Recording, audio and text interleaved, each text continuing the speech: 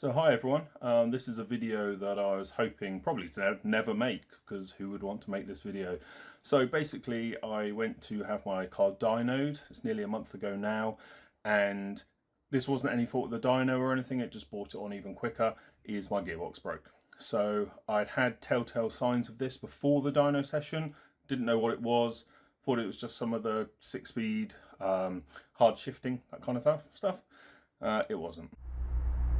On the drive home, I've had this issue before and it just went away after I did the clutch change. I've got ridiculous stiffness. So first, second are fine. Third, I'm pulling on it. Fourth, I can't even find the middle. And then fifth and sixth are fine. These are... So a day after I had my car tuned, I was coming back from my dad's and I changed into fourth gear. And it went bang, it got stuck in fourth gear, I had no drive, and that was game over basically. So we found out the issue, so I had nothing to lose, so basically took the gearbox apart. Never taken a gearbox apart before. They're quite scary looking, aren't they? So yeah, so let's have a look at what the aftermath is. So you never really want to see your gearbox in bits, that always indicates that something bad has happened. So very quickly, I've got an NC2, but this is an NC1 earlier gearbox. I had some whining noise when I first got the car, and I swapped gearboxes around, and the whining noise never really went away. I did swap the diff as well. It just seemed to be how the car was. So yeah, it is what it is. So I've got an NC1 gearbox. So people say they are a little bit weaker. There are a couple of known points which we'll cover, but I don't think there's anything particularly awful about it, so I am going to stick with it. So I've taken it all apart. There are different gears and things dotted around. So straight away, what I will show you is this is my third to fourth gear synchro. And as you can see, it's cracked in 3 places. So basically, this is what's stuck, got broke, doesn't move. So my synchro broke. So luckily enough, I know someone who has a spare synchro. How random is that? It's crazy, isn't it? So that's good. So I've got a random, I've got a new synchro to go in there. It's a second-hand synchro, but it's in good condition. And what I wanted to do, I didn't want to just chuck everything back together. Me being me, I wanted to make sure that hopefully this gearbox is going to last a while. So what I've done is I've ordered all the parts. I've got most of them now. I've ordered all new bearings throughout the gearbox, all new seals. I've got these little plastic sliders that you have under here. There's 3 of them in the gearbox. I have got new plastic ones, but I am trying to get some uprated aluminium ones because they do wear. So there's those. There's on the NC1 to NC2 gearbox is actually this fork. This has been known to break on an NC1, and you can get the beefier NC2 and it fits straight in. So again, luckily my friend he somehow has 3 of the uprated ones. He's a race guy for the MX5s, so big shout out to him. He's going to let me have that. So I'm going to uprate the fork on that one, so that's going to be good. Like I said, all new bearings. I'm going to put the, because it's the earlier one, I'm going to put the bush on here. So as I read, it's about how it fits, not that this one wears, it's about that it never fitted properly. So I'm going to replace that. I've cleaned the gearbox all through, so it's nice and shiny and ready for all the new parts. Everything has been gone through and looks pretty good. So like I said, I'm going to put all new seals in everything. And then once I've got everything back together, I've got the instructions to do it. You then need to check end play and things, and you might have to put different shims in it to get it right. But I believe the parts, actually, most of them are in this box. So I've ordered most of them from China. It's not China, Japan. So I've got new bearings, new baffle, new nuts. All that, it's all cheaper from Japan than it ever is to get over here. The only issue is there were 3 bearings that are out of stock. I did loads of hunting on the bearing specifications and I was able to find a Timken one which is actually down here. That's a replacement for this roller bearing. That's the exact right bearing for that. So I got that one. I then, what else did I do? I had to get one from France. So I got one from France. And then the last bearing seems to be out of stock everywhere. Won't be available until August from Japan. And America said it had one in stock. So I ordered from a site in America. That was 10 days ago. And they've told me they're getting in from their supplier. I asked them if that was an American supplier. They said it was, but they were pretty short and not particularly nice on chat. So we hope that that's going to come in. So basically my car is immobile while I wait to rebuild the gearbox. I'm definitely not saying do this, but if you don't have the right Mazda tool to have a puller that's that long to go all the way down that shaft and pull this taper bearing off, then the only thing I could think of was put your taper bearing puller or your bearing puller, 2 bits of wood or whatever to support it, and then hit it. It is moving. Heating bearings up in the oven and then putting them on. Thought this might need a little bit of tumping.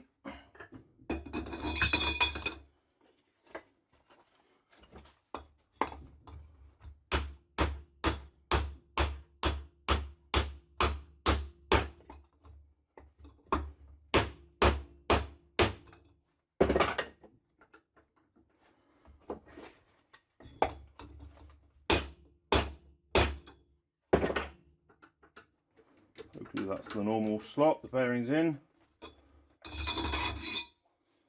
That holds this whole set of bearings together.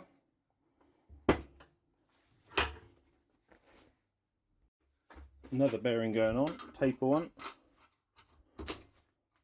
Slides straight on with the heat from the oven. Let's just give it a little tap just to make sure it's home.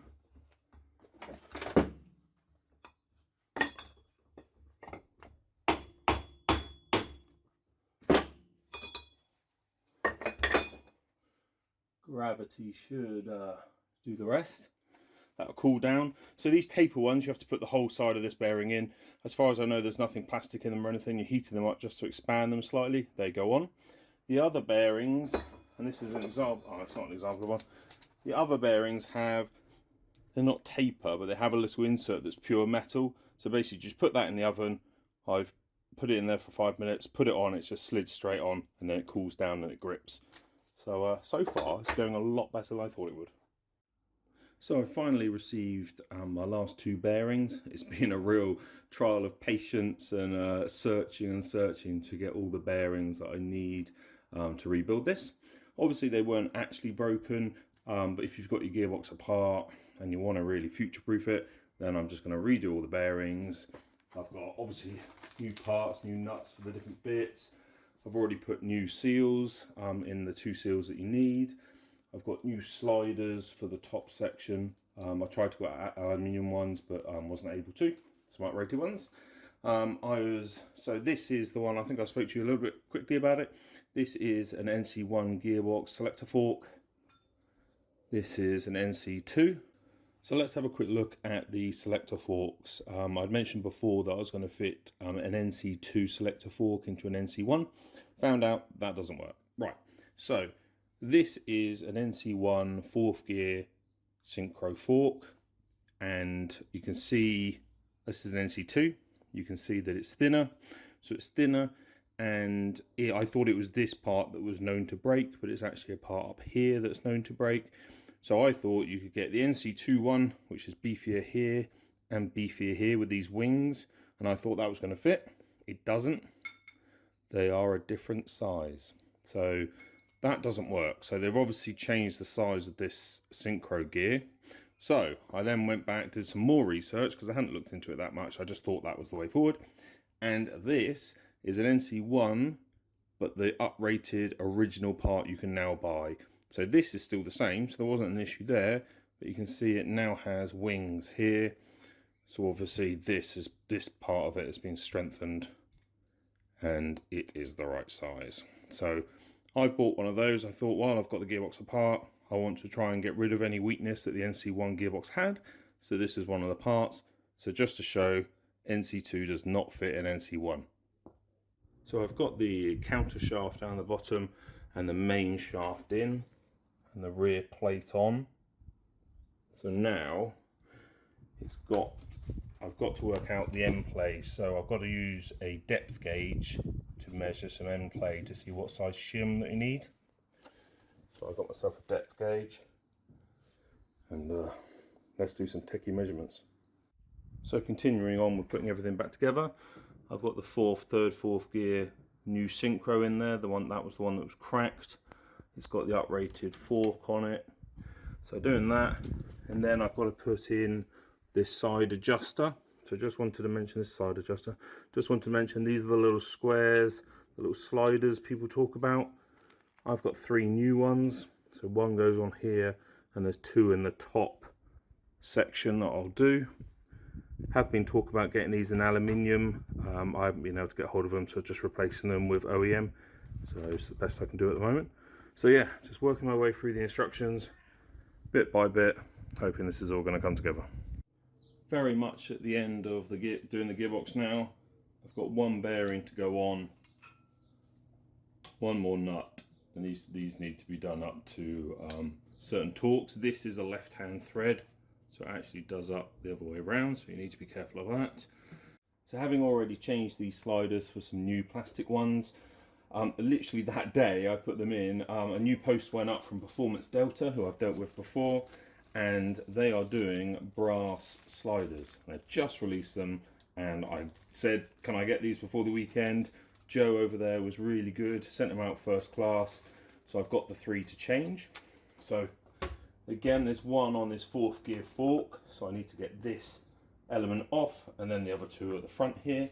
So there's a circlip on the back here, so you get circlip pliers.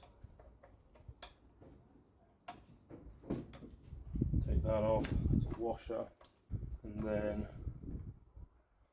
can I get it out without taking this off? No, I can't. So let's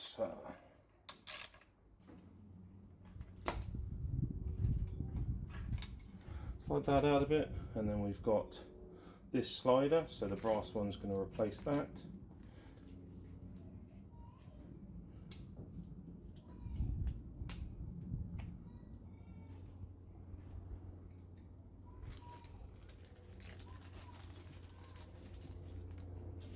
So I've been told these are tighter tolerances, so straight away, yeah, it's quite hard to actually get on.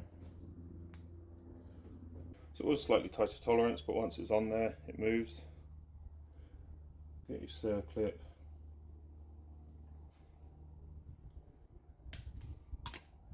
Got a roller bearing in there. Slide that back in, making sure you get your slider into the fork.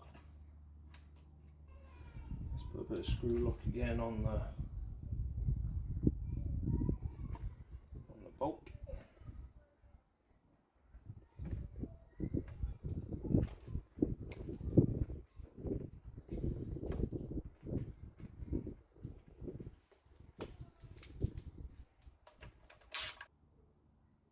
Okay, so that is nicely in.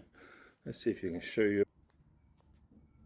So down there is the slider bit that goes into the fork.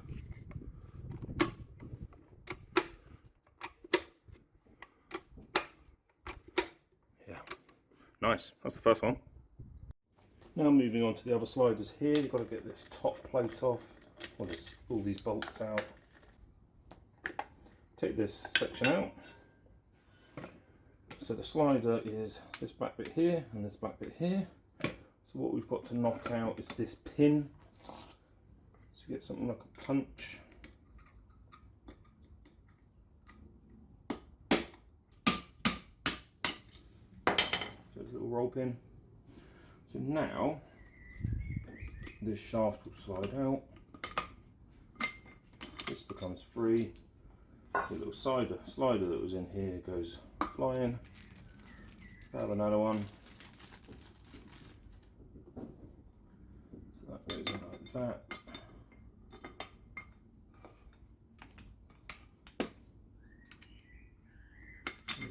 ties on the back again. Let's do that first. So I've got the last slider in. Don't know if I recorded it on film, but I got that one in. Put that pin back in. Everything works okay. It slides.